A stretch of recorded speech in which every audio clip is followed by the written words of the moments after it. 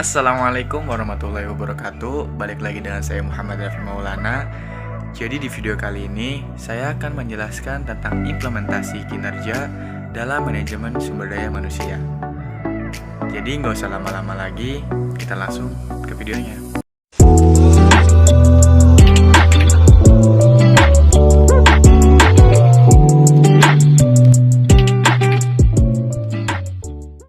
Oke, balik lagi.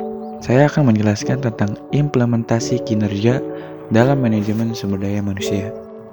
Ya, ada tingkat kinerja. Yang pertama, kinerja organisasi. Pencapaian hasil pada tingkat atau unit analisis organisasi. Kinerja pada tingkat organisasi ini terkait tujuan organisasi, rancangan organisasi, dan manajemen organisasi. Yang kedua, ada kinerja proses. Kinerja pada proses tahapan dalam menghasilkan produk atau pelayanan ini dipengaruhi oleh tujuan proses, rancangan proses, dan manajemen proses. Yang ketiga, ada kinerja individu atau pekerjaan. Pencapaian atau efektivitas pada tingkatan pegawai atau pekerjaan ini dipengaruhi tujuan pekerjaan, rancangan pekerjaan, dan manajemen pekerjaan, serta karakteristik individu Rumber dan Brachet pada tahun 1995. Selanjutnya ada pendekatan pengukuran kinerja. Pendekatan ukuran standar kinerja dalam melakukan pengukuran.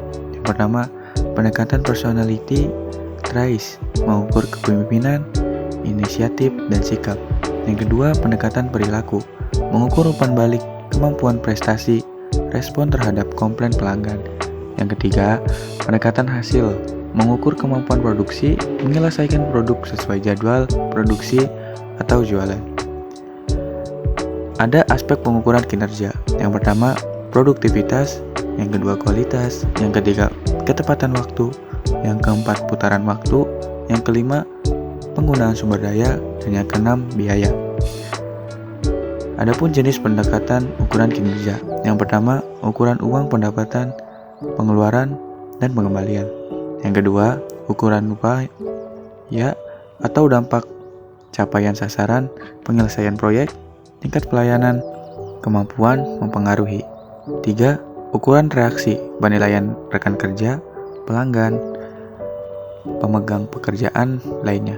Yang keempat, ada ukuran waktu pelaksanaan kerja dibandingkan jadwal batas akhir kecepatan respon jumlah sasaran. Pendekatan selanjutnya ada ukuran kinerja dalam dimensi kualitas. Yang pertama, kehandalan, kedua daya tanggap, ketiga kompetensi, keempat akses, kelima kesopanan, keenam komunikasi, ketujuh kejujuran, kedelapan keamanan, kesembilan pengetahuan terhadap pelanggan, dan kesepuluh bukti langsung.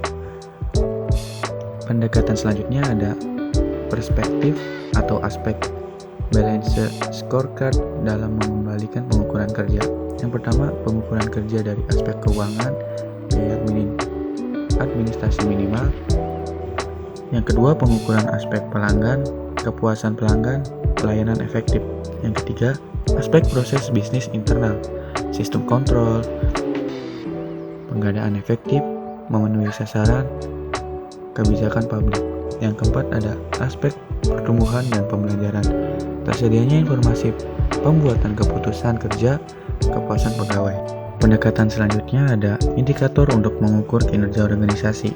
Yang pertama, produktivitas, kedua kualitas layanan, yang ketiga resepsionitas, yang keempat resepsionibilitas, yang kelima ada akuntabilitas. Pendekatan selanjutnya ada indikator penilaian kinerja organisasi. Yang pertama, ada efisiensi, pertimbangan tentang keberhasilan organisasi pelayanan publik mendapat laba. Memanfaatkan faktor produksi serta pertimbangan yang berasal dan rasionalitas ekonomi. Yang kedua, efektivitas, rasionalitas teknis nilai, misi, tujuan organisasi, serta fungsi agen pembangunan. Yang ketiga, ada keadilan, distribusi, dan alokasi layanan dan yang diselenggarakan organisasi pelayanan publik. Yang keempat, daya tanggap. Daya tanggap terhadap kebutuhan vital masyarakat dan dapat dipertanggungjawabkan secara transparan. Selanjutnya ada indikator kinerja organisasi. Yang pertama, performa harus mempengaruhi hasil dan semangat untuk menghasilkan nilai.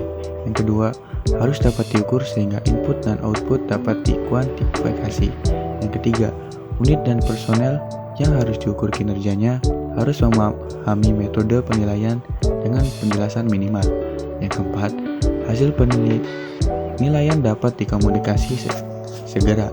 Yang kelima, tersedia mekanisme penggabungan hasil penilaian kerja dengan feedback dan learning. Yang keenam, terhubung objektivitas dengan kebijakan insentif dan kebijakan pegawai. Adapun faktor peningkatan kerja. Yang pertama, pendorong. 1. Audit modal intelektual bertujuan memonitor dan mengatur modal intelektual perusahaan. Yang kedua, audit modal intelektual memerlukan tim yang terdiri atas ahli strategi organisasi, keuangan, SDM, analisis pengetahuan, properti intelektual, dan pemasaran. Yang kedua ada penghambat. 1. Masalah yang melekat dalam sistem pengukuran manajemen pengetahuan itu sendiri. Yang kedua, sulit mengidentifikasi hubungan langsung antara inisiatif manajemen pengetahuan dengan performasi perusahaan. Yang ketiga, manajemen biasanya meminta indikator kasat mata seperti dampak terhadap performasi keuangan dan operasional lainnya.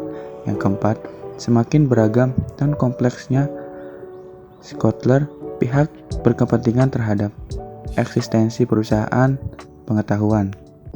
Yang terakhir ada pekerjaan dan kinerja organisasi. Fungsi pekerjaan atau kegiatan yang terkait kinerja organisasi atau perusahaan. Yang pertama, ada strategi organisasi. Yang kedua ada pemasaran. Yang ketiga ada operasional.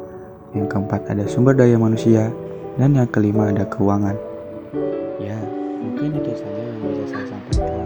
Kurang lebihnya mohon maaf jika ada salah kata, mohon dimaklumkan.